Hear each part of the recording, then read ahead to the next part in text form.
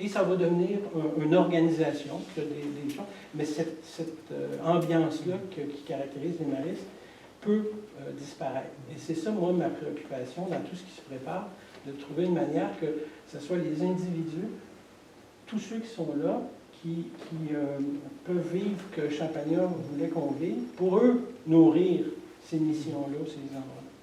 Depuis le début du processus de nouveau modèle qu'on développe depuis longtemps, on nous disait justement que les frères maristes, en général, dans l'Institut, on avait la façon de faire qui était familiale. Et là, on allait vers quelque chose de plus professionnel dans nos pratiques. Le danger, quand on fait ça, c'est de perdre le deuxième thème, qui est la fraternité. Donc, l'esprit dans lequel on le fait. C'est ça le danger réel. Peut-être un peu dans la ligne que tu dis. Moi, j'arrive un peu nouveau, mais je me rends compte que l'intégration d'un esprit, c'est un processus à long terme. Heureusement, on a commencé depuis longtemps. Ce que je vois dans l'AMDR, on a intégré assez rapidement des responsables d'œuvre. Et des responsables d'œuvre, certains nous connaissent depuis assez peu de temps. Donc là, je vois une difficulté, on parlait des biens, avec toutes je pense, les qualités que Cathy peut avoir. Je vois que quand il arrive un obstacle, une difficulté, la tentation peut être grande. Pourquoi faire partie du réseau? Pourquoi continuer à faire partie du réseau? Qu'est-ce que je vais gagner là-dedans? Donc, c'est des questions qui restent encore à un niveau, on pourrait dire à un niveau un peu superficiel. Moi, je dis ça parce que je pense que d'autant plus d'avoir intégré rapidement des responsables d'œuvre et du fait que ces personnes-là sont importantes pour l'esprit à mettre dans une œuvre, je pense qu'il faut vraiment soigner l'accompagnement, particulièrement de ces personnes-là, pour les aider à intégrer l'esprit. Parce qu'autrement, c'est les œuvres qui vont. Parce que, je donne juste un petit exemple. Peut-être, c'est un peu privé, mais lorsqu'on est allé à Desviens, il y a une réflexion de François qui a amené que j'ai trouvé intéressante. Il dit là, je comprends. Il dit, vous autres, les frères, vous vous étiez engagés. Et l'engagement, par vœu, ça aide à tenir quand on a des boutrophes. Nous autres, les laïcs, on n'a pas encore exprimé clairement d'engagement.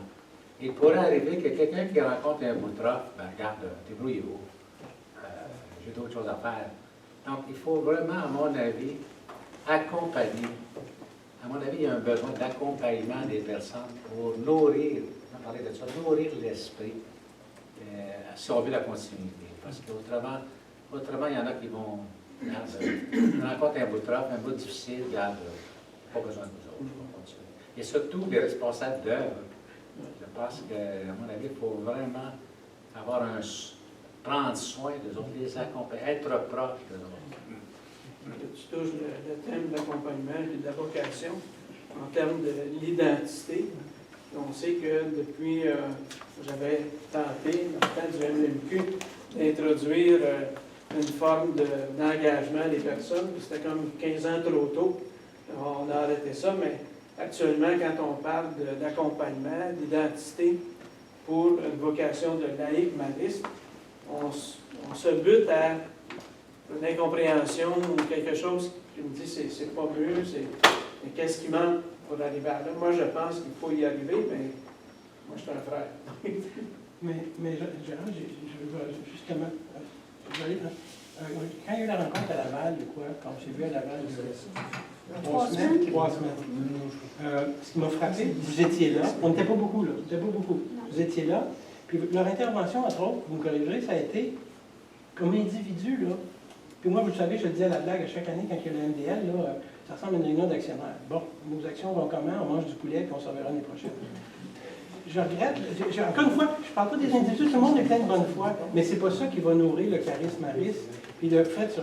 Et moi, ce que j'observe depuis que je m'implique, il y a 6 ans, si je compare à l'époque quand il y avait les forums, etc., où là, au moins une fois par année, pendant au moins 2 jours, on allait côtoyer d'autres gens qui étaient animés, ça allait nous nourrir, on allait se nourrir mutuellement, etc.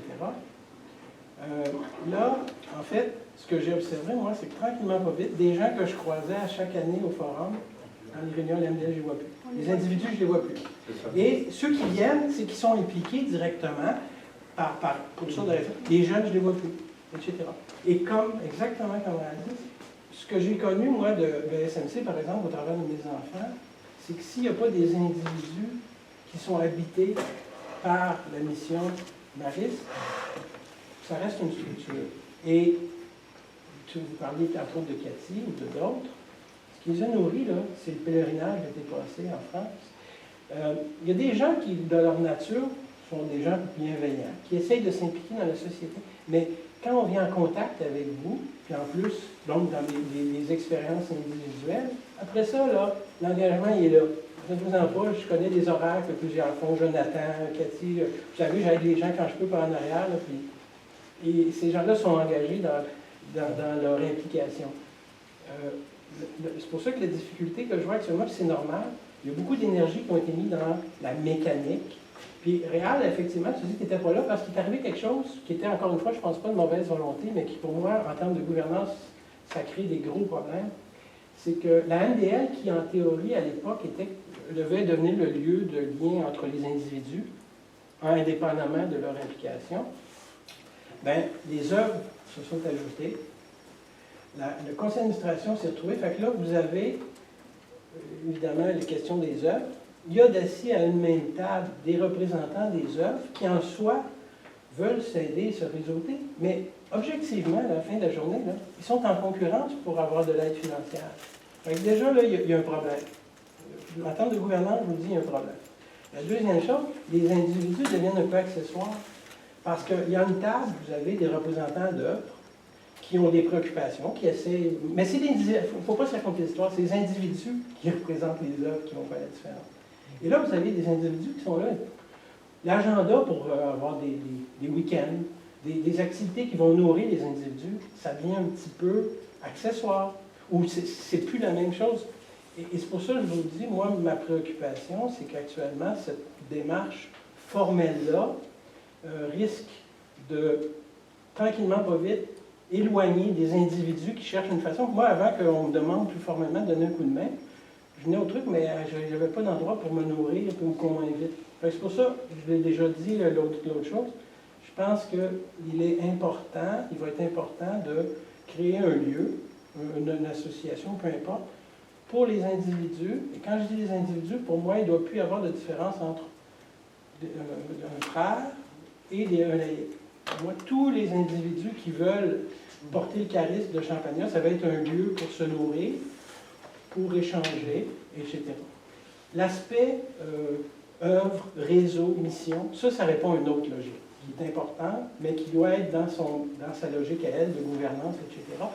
Et là, effectivement, parce que je comprends que c'est une inquiétude la question d'un directeur général ou des choses comme ça, parce que actuellement, ce que j'entends, puis ça c'est normal, ça prend du soutien, de la permanence, ça prend des gens qui travaillent en dehors de la disponibilité des membres du conseil d'administration, ça c'est tout à fait normal. Mais en même temps, là actuellement, le mandat de la MDL, il est ambigu. Là. Il y a des œuvres, il y a des individus. Fait que c'est pour ça que, d'après moi, il est urgent. Puis je reviens, une inquiétude de la fraternité. Ce que j'observe, grâce à ce que vous m'avez demandé, on le vit à Willowdale, c'est qu'en fait, ce qui m'a toujours frappé de la communauté, c'est que quand votre journée d'enseignement terminait, ou votre journée à Radun, en fait, ce qui vous nourrissait, c'est le fait que vous étiez une fraternité et que vous viviez au travers de ça votre spiritualité et que vous vous souteniez. Après, vous retournez travailler le lendemain pour enseigner, avec les difficultés de n'importe quel enseignant, n'importe quel animateur. Les laïcs, eux, souvent, ils vont venir en contact avec la communauté au travers de la mission. Ils vont aller travailler pour une œuvre, ou ils vont être pensionnaires, etc. Mais comme laïcs, ils ne vivent pas cette fraternité-là. Quand on était pensionnaire, on la vivait un peu. Même les laïcs contemporains ne vivent pas cette fraternité-là, ou ils ne la côtoient pas, vous en train de la vivre. C'est pour ça que pour moi, quand on cherche une façon de pérenniser le charisme des maristes, au niveau des individus, c'est qu'il faut qu'il y ait des lieux physiques et des événements où ce sont les individus qui se côtoient, qui vivent cette réalité-là autour de la table. Et après ça, la mission et la spiritualité vont s'alimenter. Vous le vivez déjà, mais les laïcs ne sont pas dans cette dynamique-là. Et si ces lieux-là existent, comme vous le faites à Iberville présentement, ça va, c'est pas la même chose, mais ça va être identique.